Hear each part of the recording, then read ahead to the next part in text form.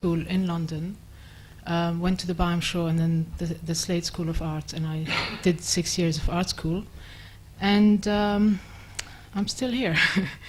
Okay, in the 80s my work was mostly in the area of performance and video, also photography and all sorts of other things, but mostly performance and video. And what I'm going to do this evening is I'm going to start by showing a video from 1988, which, as far as I'm concerned, is like a conclusion, or even, I mean, like, what's the word? Yeah, the conclusion of all my live work and video work of the 80s. It's a 15-minute video. After that, I'll show slides of installation work from 89, installation and object works from 89 to this day. Okay, so I'm going to start by showing the video. I'm going to try and get it.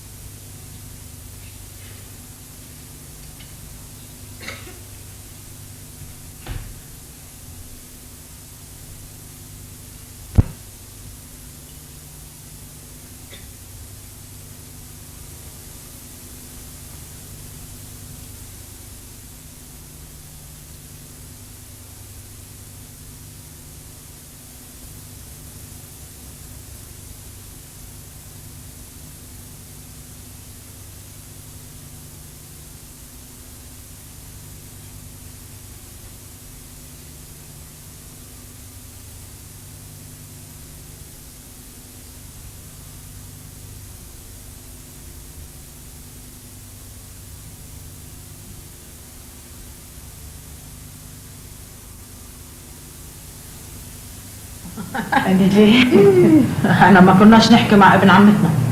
ابن عمتي اذا شفته بالشارع ما احكيش معه. ليش؟ ليه؟ مش لازم. بس لما نروح مع اخوتنا، يعني نروح حفلات على النادي كلنا مع اخوتنا، نرقص بس مع اخوتنا. يعني بالنادي كل الناس كل واحد يرقص مع اخته. وقلتي لي مرة إذا حدا عزمك وقلتي له لا ما بعرف أرقص، ما ترقصي كل الليل؟ ايه ما ارقصش مشان اعمل حالي انه ما بعرف. كثير كانوا سربست علينا. قال كان جدك يقول ابوي انه الرقص نص جيزي. هيك لكان. هالقد يعني بقرب عليكي، وهذا كانه عم بتجوزك. يتجوزك يعني مثل كانه عم ينام معك يعني. ايه يا ليلى الا بدور فيكي يعني. طب وانت قبل ما تتجوزي كيف قالوا لك شو تعملي يعني بس تتجوزي، او كنت عارفه؟ لا ما كنتش عارفه شيء. My dear Mona, the apple of my eyes, how I miss you and long to feast my eyes on your beautiful face that brightens up my days. كانت متجوزة يعني؟ كانت هي متجوزة طبعا. أيوة شو قالت لك؟ قالت لي هيك بده يصير وهذا. When you were here, the whole house was livened up by your presence. قالت لي شو ما بدك؟ Now it feels like the house has lost its soul. I wish this bloody war would be over soon, so you and your sisters can return, and we will all be together again like the good old days.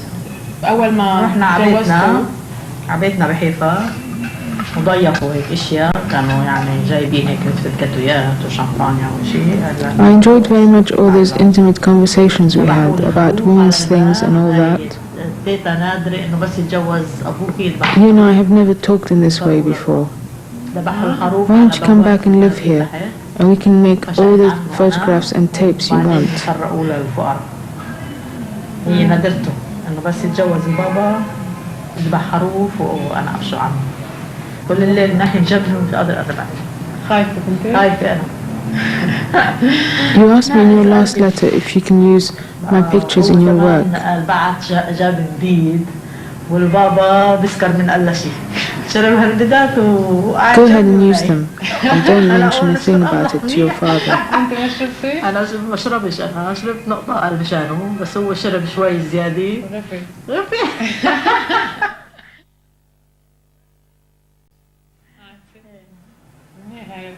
You remember how he was shocked when he caught us taking the pictures in the shower during his afternoon nap.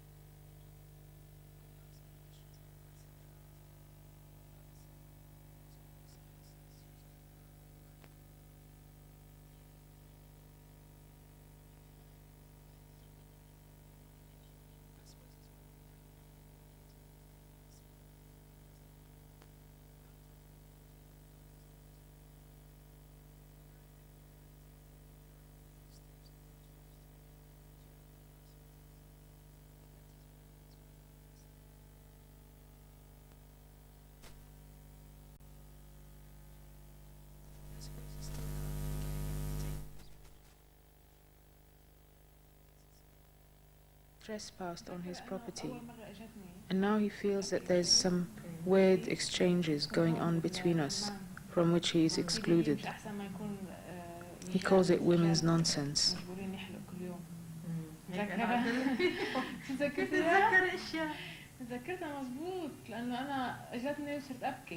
Your last letter made me laugh a lot. I can't understand this expression, lie back and think of England. You mean they believe that women are not supposed to enjoy sex? Well, my answer to that is, of course we do, as much as men, if not more. Why do you think I keep telling you should get married? After all, life is not worth living if it's all hard work and no fun.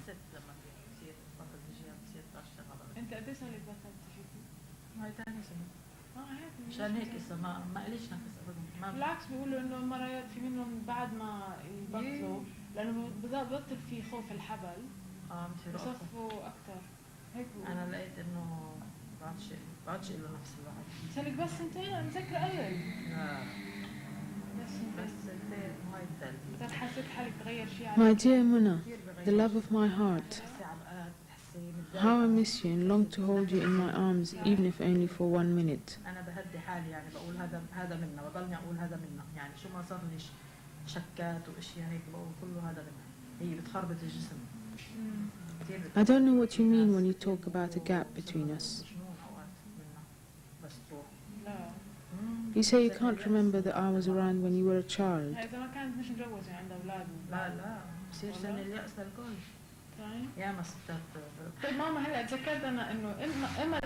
Yes, things were very different for your sisters. Because before we ended up in Lebanon, we were living on our own land, in a village with all our family and friends around us, always ready to lend us a hand. We felt happy and secure, and it was paradise compared to where we are now.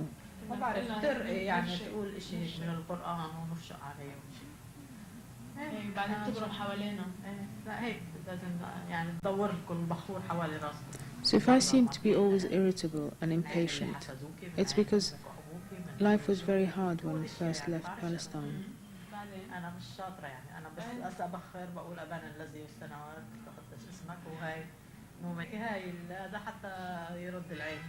Can you imagine us having to separate from all our loved ones, leaving everything behind and starting again from scratch? Our family scattered all over the world. Some of our relatives we never saw again to this day.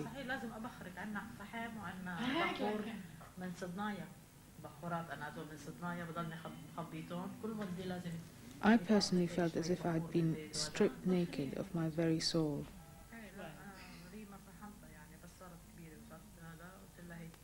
And I'm not just talking about the land and property we left behind, but with that our identity and our sense of pride in who we are went out of the window.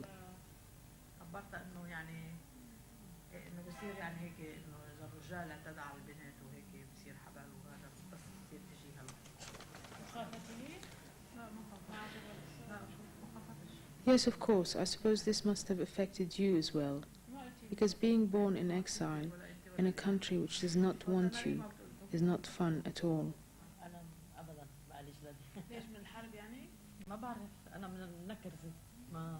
بس هو بيقول انه اعصاب الواحد بترتاح اذا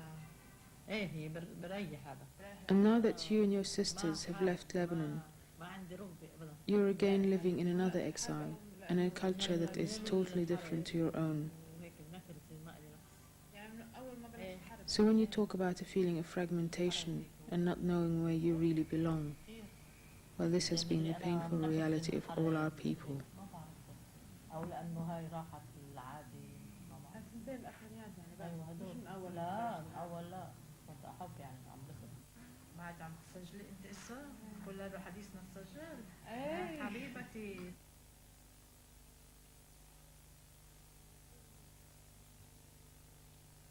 My dear Mona, etc., etc.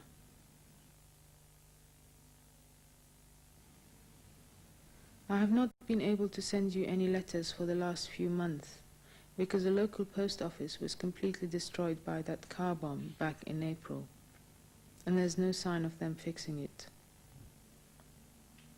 I am sending you this letter with your cousin Amal, who is leaving for Bahrain tomorrow. The nearest post office now is Ain al-Ramani, but as you know, I don't like going there because there's always rockets falling on the main road, so I don't like to venture that way anymore. Even going to your aunt's place round the corner for the afternoon coffee seems to be quite an adventure these days, let alone going across the Green Line to visit your uncles and aunts there. I have not seen any of them for the last 8 months now.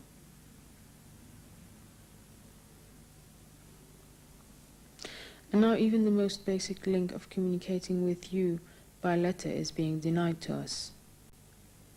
I know it's extremely difficult for you to get a line to Beirut, and you have to dial for days before you can get through if you're lucky. But it looks like this will be the only way to get your news from now on.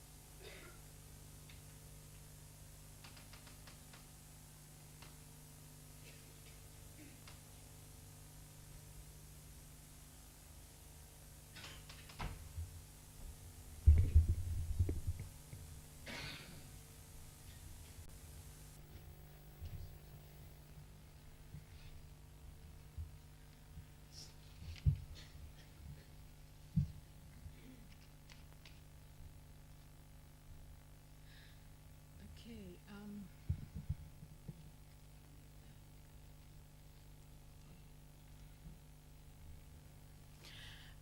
As I said, I consider this work as the culmination of all the sort of narrative issue-based work that I was making in the 80s.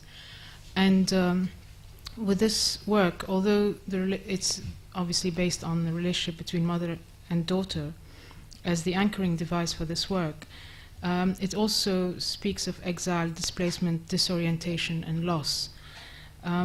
It sort of became like a portrait of a person who's trying to make sense of the discontinuities of displacement and exile, and trying to reconstruct an identity for herself out of all those refractions, if you like. Okay. In this work, I was also trying to go against the fixed identity that is usually implied in any stereotype of woman, mother, Arab woman as passive, mother as non-sexual being. So, and it's sort of visually constructed so that each frame speaks of literal closeness and implied distance. So the nature of the images is very much intimate, but also it's sort of the closeness of the images echoes the intimacy of the exchange between the mother and daughter, and the letters imply distance. The still images imply a moment in time which is not there anymore, so it's a moment in the past. And the sort of the paradoxical layering of meaning created by, say, the beautiful images and the voice over, which is quite sad and contradicted with the animated conversation between mother and daughter, which is quite full of laughter and stuff like that. Anyway, having put this quite complex story in one piece of work, I felt that I was able to get on with a different kind of work which I find more satisfying, work which is more phenomenological and privileges the physical manipulation of materials to embody my concerns, but maybe in a more contained and implied way rather than a directly stated way. So after this work, I moved on to doing installation work, and I can start showing some slides here.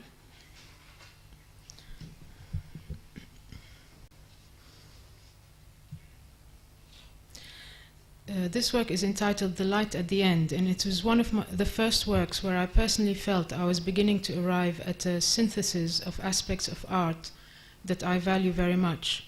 That is, work that you experience intensely on a physical level, and you either get captivated or repelled by it, again in a sort of physical, sort of visceral way. And then the associations with, say in this case, imprisonment, torture, pain might come after this initial experience. The title in this case, The Light at the End, sets up a hopeful, positive expectation, which is then disrupted when you actually come close to the work. The work is was set up in a gallery called the Showroom in the East End, which had this very peculiar space at the back, which started off by being very wide, and then sort of the walls converged and narrowed down to a very small wall at the back, which is about 3 feet wide, maybe 4, I can't remember. And then when you enter the room in the darkness, you only see 5 or 6 bright lines. This is overexposed to describe the work better, but actually what you first see is 6 lines hovering in the air, and you can't, because of the darkness, you can't tell whether they're sort of a couple of feet away from you or way out in the distance. And as you approach the structure, you suddenly start feeling a lot of heat emanating from those lines, and suddenly the sort of sensation of heat, sort of what you thought of as light turns into heat, and therefore they become a source of threat and danger rather than a source of, light and a conclusion of, the light at the end usually means the solution of a problem. So basically the lines are electric heating elements, and they're sort of very efficiently sort of block that end, making it into a little cell, if you like. And so it sort of brings out, sets up like conflicting emotions in the viewer of attraction, repulsion, desire, and revulsion.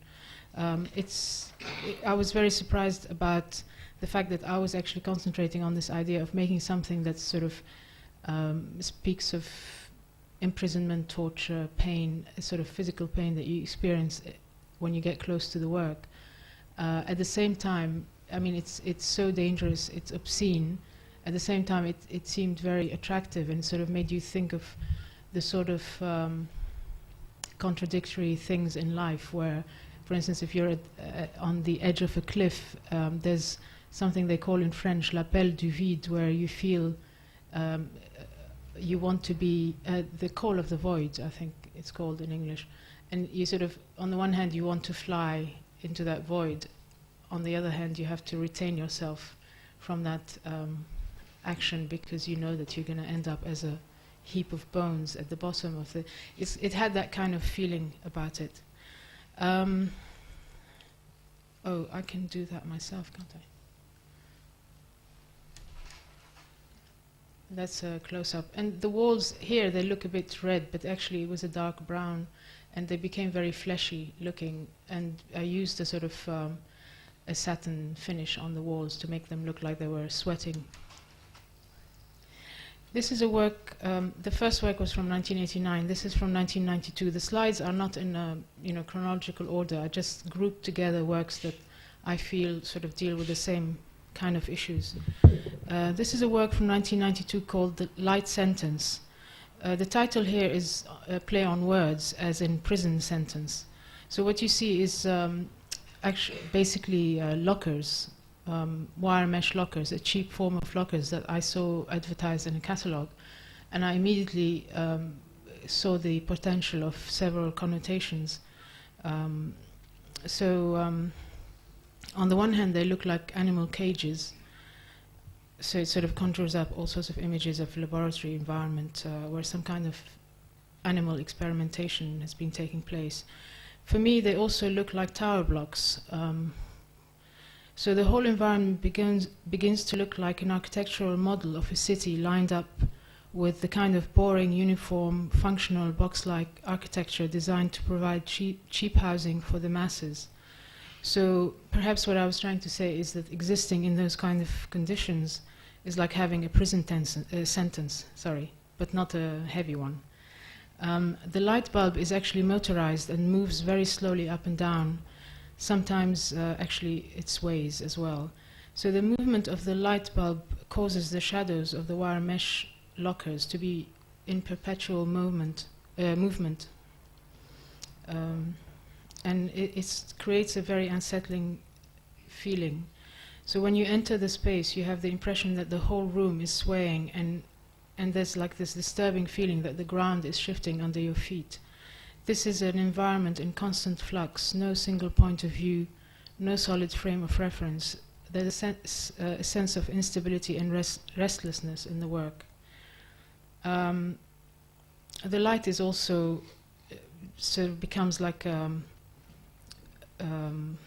searchlight, like in a prison where the light is supposed to penetrate every corner and nothing can be hidden away from it.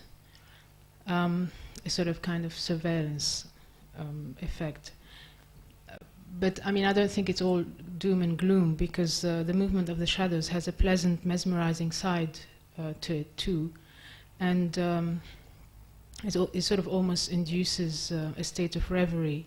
And there's something very pleasant about the way that the fluidity of the shadows breaks down the rigidity and the harshness of the metal cages and the grid structure.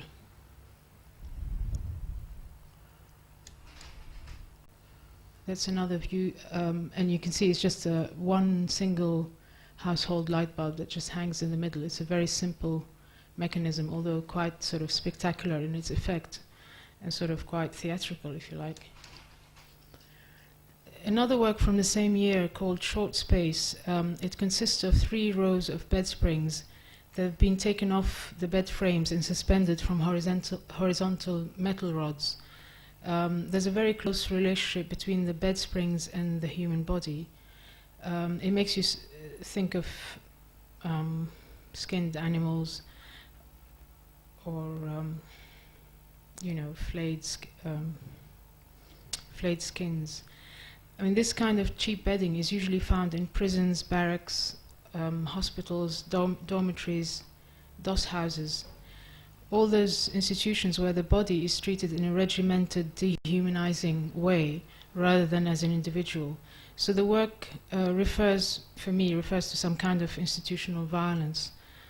As you can see, there's a pulley system and 3 motors that move the rods very, very slowly up and down. Actually, it's such a slow movement that if you pass by the room without stopping and without, almost letting your blood settle, you don't see that movement. And then once you see the movement, you sort of get uplifted with it.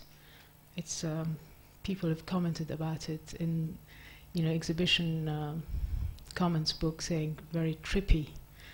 So, but it has a very weird effect. Quarters.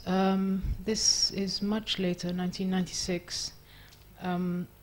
This is a special installation of this work in a space in Milan, where I actually showed 12 units of these beds. What do you call them? Bunk beds, sort of thing. I called this work Quarters because it suggests official institutional lodgings like army quarters or prison quarters.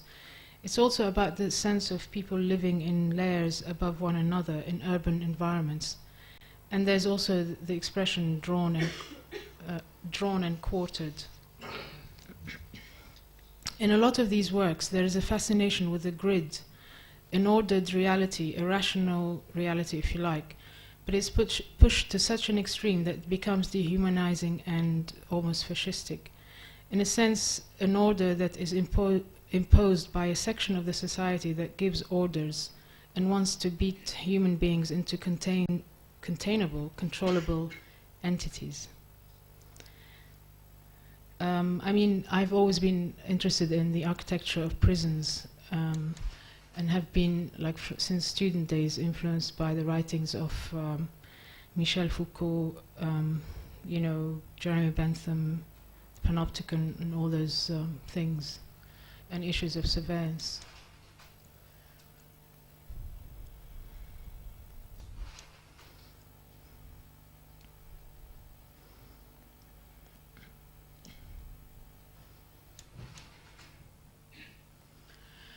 a work from 1996 called Current Disturbance. It's about 3 meters high and 5 meters across. The first version of it was made for a space during a residency in San Francisco. It's called, what is it called? I forgot. Anyway, so the whole thing was sort of constructed around the architecture of the room. Those imposing columns had to be integrated in the work somehow. And so it's about 3 meters high and 5 meters across. It's quite spectacular, yet very simple in its elements. It's made of wood wire mesh. It's a wood wire mesh structure with 240 cages, and there's a light bulb in each cage. All the wires from the light bulbs converge towards a central control panel, which you don't see in this picture. The lights are controlled by a computerized dimmer switch that fades the light bulbs up and down to different intensities, and the sound of 50 cycle electric current is amplified so that all the fluctuations of the current is seen and heard simultaneously. There's a tension, I feel that in this piece there's a tension between the strict regimentation of the structure and the erratic activity that takes place within it. It feels like it's about to self-destruct, but it doesn't. It's another work that is concerned with perceptually and psychologically destabilizing the space. And it's one of those works that when you first come into the room, it's so loud, it sort of assaults you, and you get, you think you're not going to be able to spend more than 2 seconds in its presence, and then somehow it becomes very mesmerizing, and people stay there for a long time trying to work out a pattern of the sound and the light bulbs, but they can't work it out because it looks random, but it's all been sort of programmed to look that way. And I have a couple of other shots of this.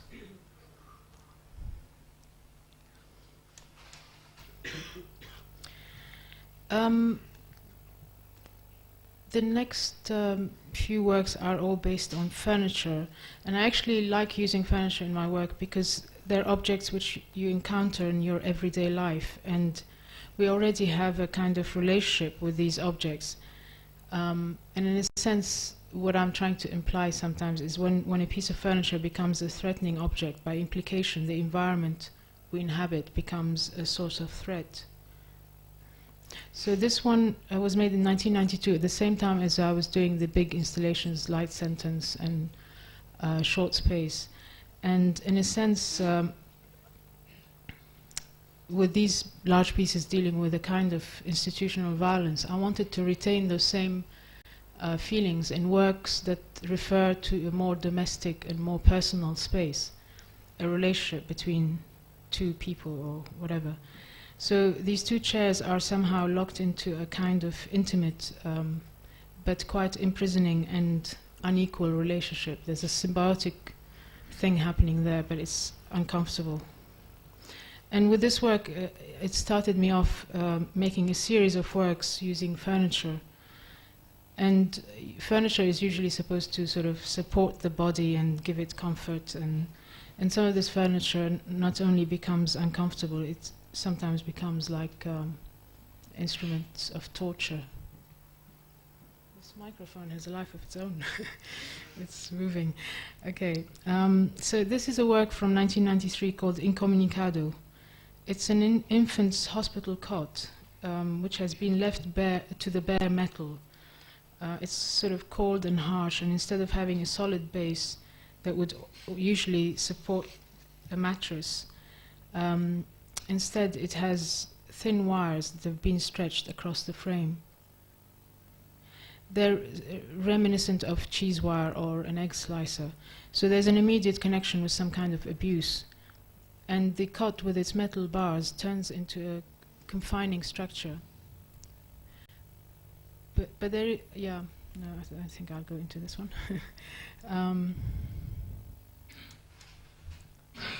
That's a close-up of the...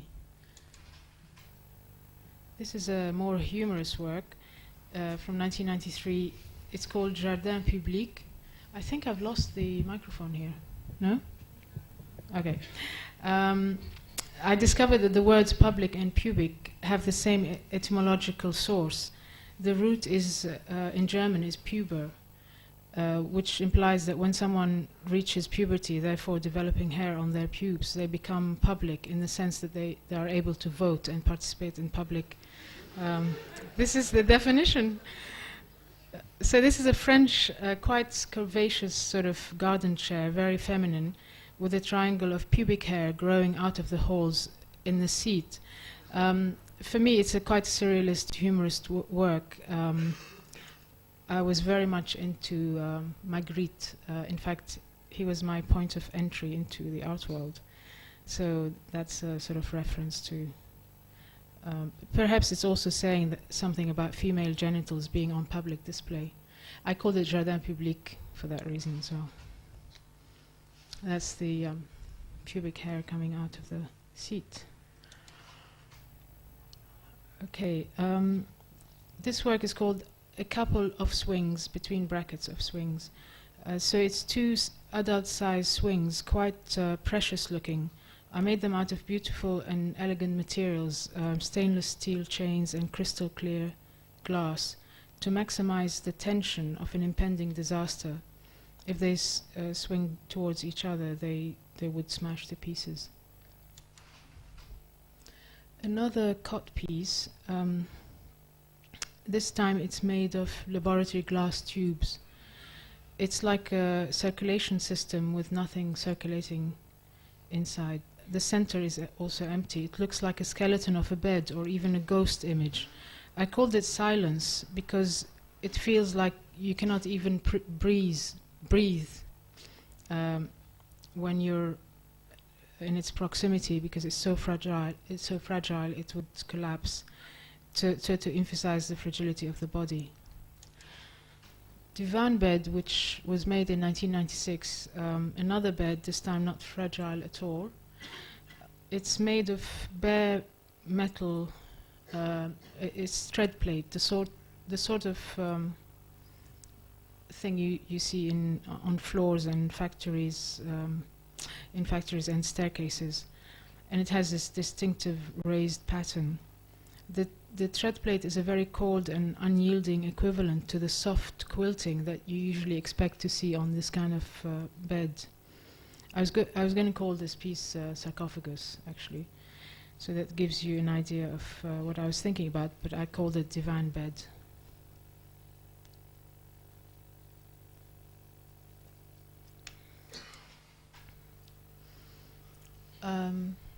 Another cot, this one is called Mero. Marrow as in bone marrow without the bone structure to support it. It's made of a sort of semi-translucent rubber, and it just slouches on the floor.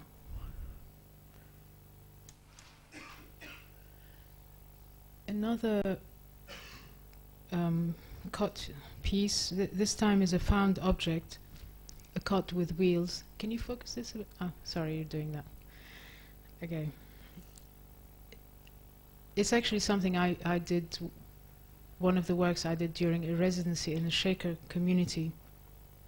And it looks like it's sort of trying to move away from the corner of the room, but it's sort of left a trail of icing sugar, like a shadow behind it, as if it's sort of trying to take its first step away from that source of, I don't know, mothering, smothering, or whatever. Oh, a recent work made, I think, last year, a wheelchair.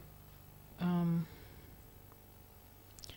sorry, I didn't expect to see this here, but a wheelchair which has developed handles that are more like knives.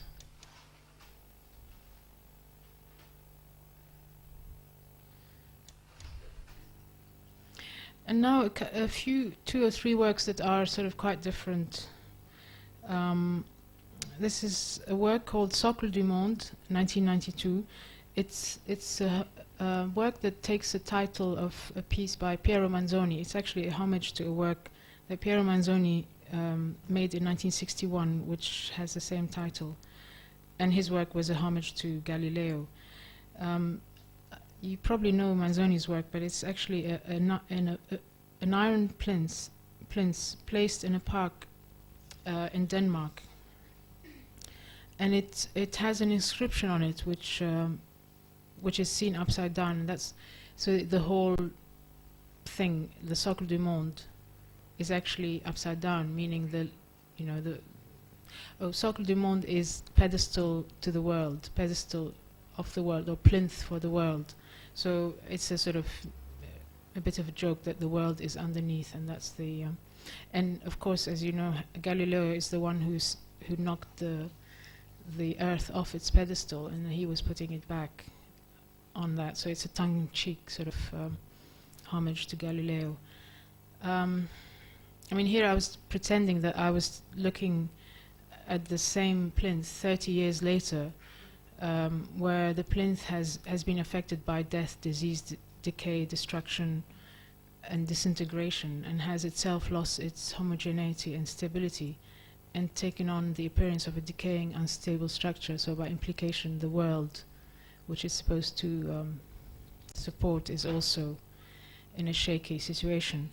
It was also an excuse to make a work using the cube, which is the minimal modernist form par excellence. Usually in minimal work, it's very homogeneous, smooth, machined surfaces, untouched by human hands. In this case, this is a cube with a very organic growth on it, which sort of gives a moment of anxiety when you approach it, because you cannot recognize the material. What the material is, actually, it's a metal cube covered entirely with iron filings that sort of cluster together with the help of magnets that are mounted on the cube. So basically, this is a natural, I think they call it reticular pattern, which occurs a lot in nature, in anywhere where you have a push and pull, as in the formation of the brain lobes or the intestine, or even corals at the bottom of the sea, or in the waves and whatever. So it was sort of using that kind of natural push and pull of the magnets to create this pattern. Corps étranger is a work that I'm sure a lot of people have seen because it was shown at the Tate, and it's a video installation. It sort of originates from the first series of performances that I was doing when I in the early 80s, when I was still a student, and I used to pretend that my camera could see through the clothes of members of the audience and sort of penetrate people's clothes and whatever. So it was very much also dealing with aspects of surveillance. And here it takes on a completely different aspect. It's the scientific eye surveying the body and invading its boundaries. The video installation actually consists of this cell-like circular room, and inside you can penetrate the enclosure, and there's a circular video image projected on the floor. So and it sort of leaves you a very small band of free space around it to circulate, or you could also walk all over the screen. So both the video and the sound in this work have been recorded using specialist medical equipment. It's endoscopy, coloscopy, and echography. So I don't know if you know what endoscopy is. It's a sort of camera at the end of a long tube that actually goes inside the digestive system to examine and to actually operate as well. So in this case, it's the clinical eye which becomes the foreign body that penetrates and you know, violates that space and turns it inside out, objectifies it, makes it into something, you know, the body of a woman sort of on the floor that you can walk all over it. At the same time, the image before is inside the intestine. It's actually, the video is one long sweeping shot, continuous shot, starting on the surface of the body, surveying it in a very close up, and therefore becomes very claustrophobic, and it feels that at every moment it's sort of threatening to invade and to penetrate every orifice. And then eventually it goes inside the mouth, inside the intestine, the stomach, and that's right at the end of the digestive passage.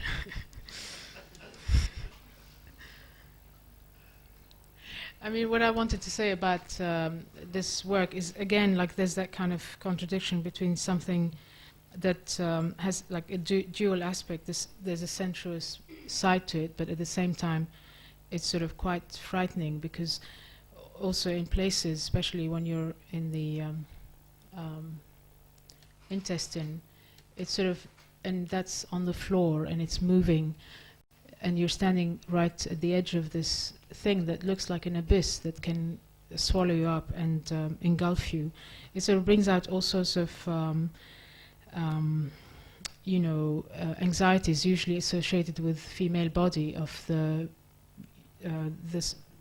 devouring womb, the vagina dentata, the kind of all the Freudian things about castration and anxiety and stuff like that. So it has this dual aspect of the fascinating, sensuous, disgusting, and frightening all at the same time. A work which was made in 1995 called Recollection. Recollection as in remembrance, and recollection as in collecting. It's made entirely with hair that I actually collected over a period of 6 years. My own hair as it came off my head in the shower or whatever, or off the brushes or whatever. This installation was made for a place called the Béguinage in Kortrijk, a building which was built in the 13th century, which housed the Beguines, which is a community of single women who lived in small houses around this meeting place. They dedicated their life to welfare and lace work. And this actual room used to be, at one point, a school for lace making. So when you entered this very large room, which had a lot of beautiful light coming in from all sides, it first looked very empty, apart from a small wooden table in a distance. Then, as you walked in, you noticed these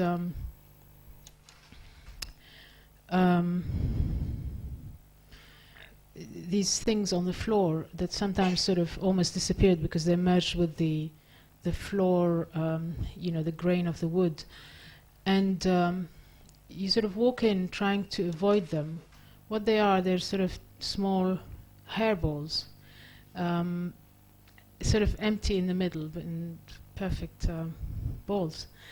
And so you're walking in trying to avoid the balls on the floor, and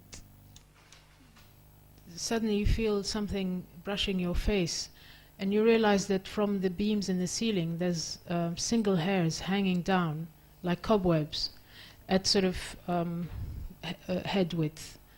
So there's no way you can avoid them. And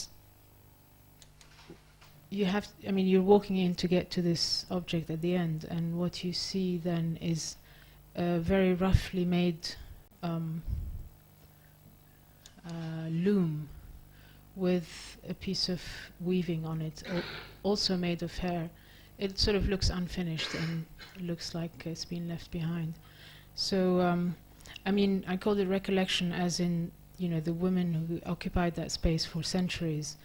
And the hair becomes like, you know, this kind of dust that's left in corners of, you know, empty spaces, or and the hair hanging from the ceiling is becomes like cobwebs. Another hairy piece, a performance piece called Pull. This was made the same year, 1995. You entered a small white space, and all you see is the face of a woman on a monitor, upside down.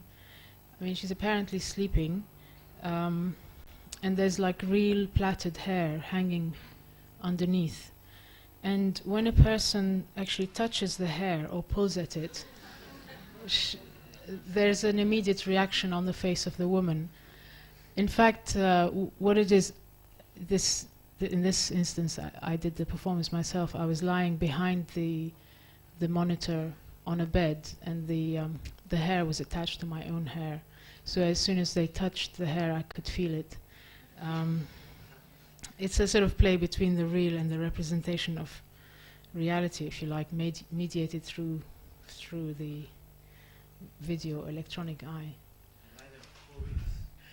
Not 4 weeks, 3 hours, I think. I did it 3 times, for 3 hours in one weekend.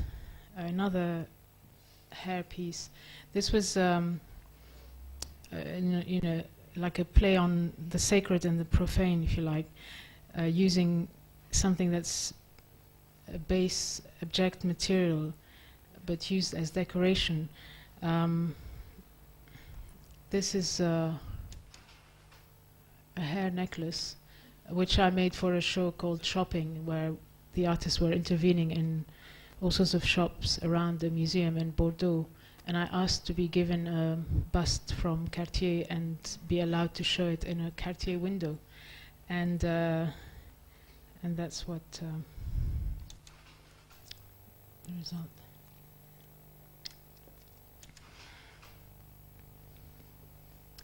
Okay, a series of work I made for a few years were based on using the carpet or the mat as, based on using carpets. They all use different materials, but they have in common. But what they have in common is that they make.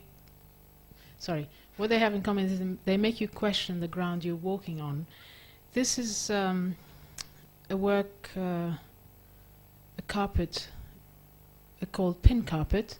From a distance, it sort of gives you this impression of being made out of very, shiny velvet-like material. But when you get close to it, you realize it's actually made of straight pins that, with the sharp point, sort of directed towards you. So again, like the aspect of carpet being something about protecting you from the cold of the floor, giving you comfort, has sort of been disrupted and become something, an object of threat or, causing pain. I showed this work in, I made it for the Biennale in Istanbul, and it was shown in a church. Along with it, I made another smaller mat, which had even more of a local reference, and it's a this is just the close-up of the pins. And this one is a prayer mat, so it sort of makes a direct reference to Muslim prayer mats with a compass put on it to direct you to direct the worshipper towards Mecca. It's also made of pins. It's much smaller pins, but still same.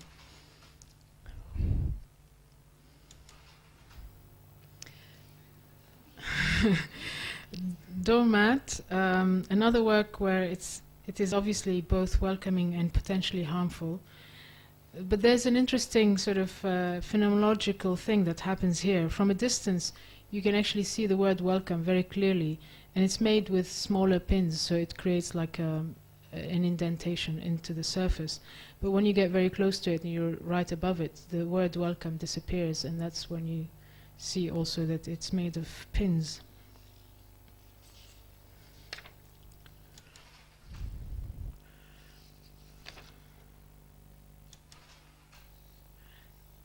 another carpet called Entrails Carpet. For this work, I was actually inspired by the intestine-like pattern that appeared on the surface of the cube in Socle du Monde.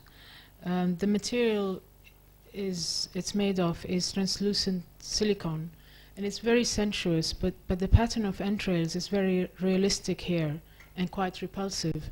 So it conjures up images of I don't know, massacre, or the scene of an accident or disembowelment or something like that. So again, it has that kind of attractive, repulsive sort of aspect to it. So this one promises emotional discomfort, if you like, while the pin carpet promises pain. It's a close-up. It sort of reflects the light very beautifully as well. It's quite a sensuous material. Another carpet, this time it's made of small transparent glass marbles. This is a carpet that literally made the floor into a treacherous, unstable surface. So on the one hand, it has that very beautiful sort of a reflective surface and quite seductive. On the other hand, it's a very dangerous piece. You can't walk on it, and it just leaves a small band around it to circulate.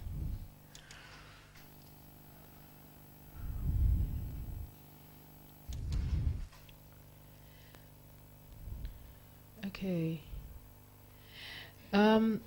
I made a few map works recently, but this is one that was made again during a residency in Jerusalem this time, in a small Arab gallery in East Jerusalem.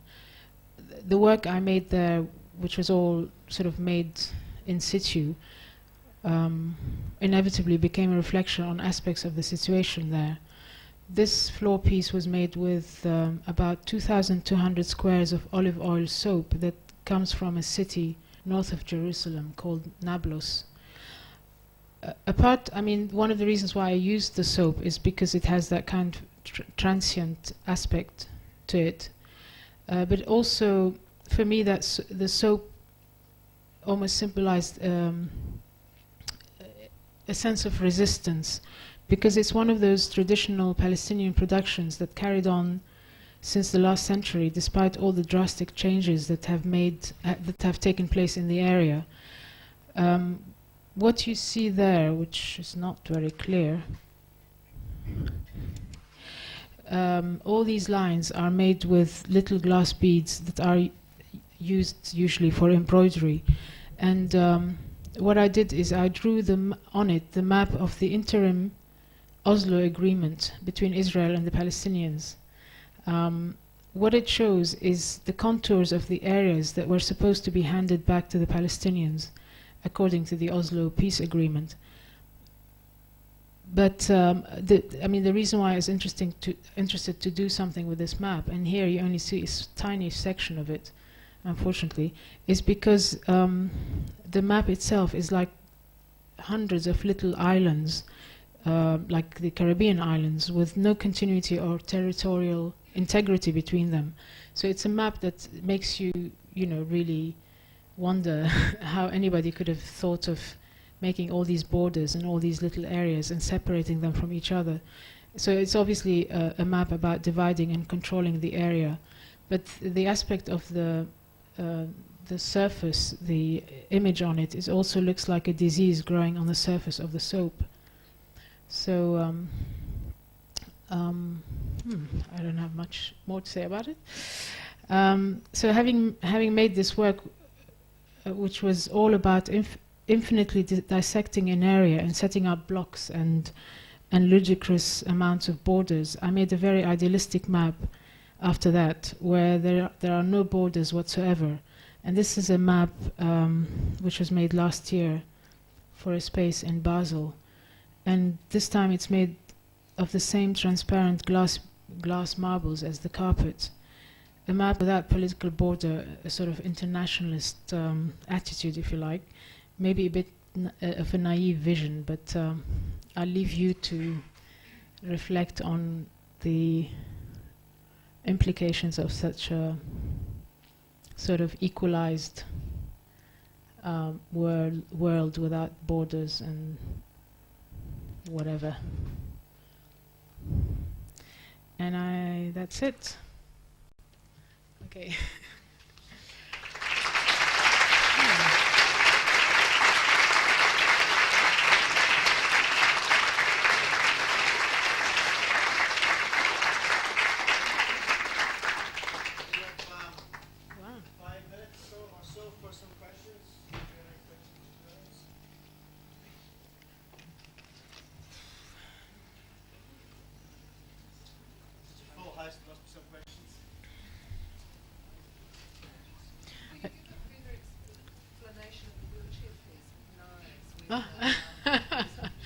Just the one I wasn't intending to show tonight. I don't know. It's just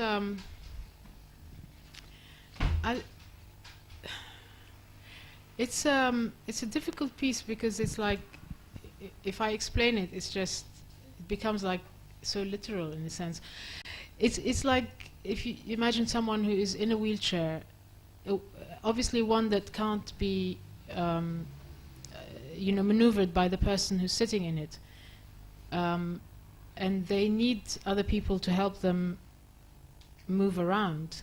At the same time, they resent those people. So this is the simplest way I can explain it. So it's that kind of like double edge of needing and not wanting, and yeah, sort of that sort of thing.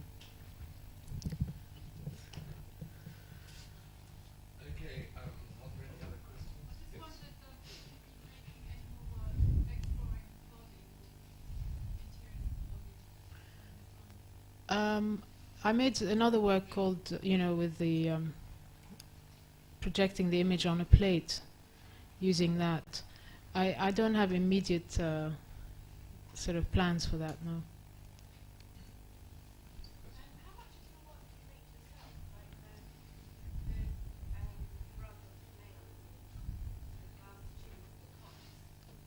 Well, I obviously employ the skills of a lot of people who, like the cot with the glass was made by somebody whose skill has been passed from, 3-4 generations in the family of actually working with glass. So obviously for me to acquire these skills would take me a long time. So I do employ a lot of, skilled people to make work.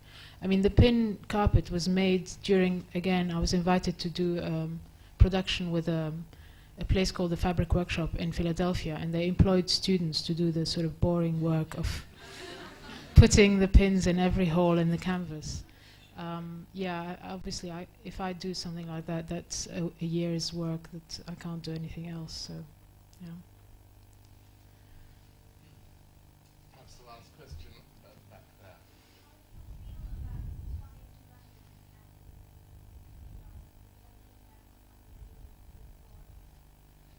Wow, that's a very long story. Sorry? It's helped me to avoid being stuck in a senseless war, obviously. I congratulated myself for having the intuition of coming to London for a holiday at the right time. It helped. But of course, it's it's a struggle, an alienating struggle to be thrown in a society that you don't know anything about, and then having to build yourself again from scratch, sort of thing. So I can't say it was all a bed of roses, but circumstances sometimes drive you to do things, but I can say that what happened was quite positive in the end, after years of struggle. That's all I can say about it, Okay, just before we... Okay, then that's the last then. Where?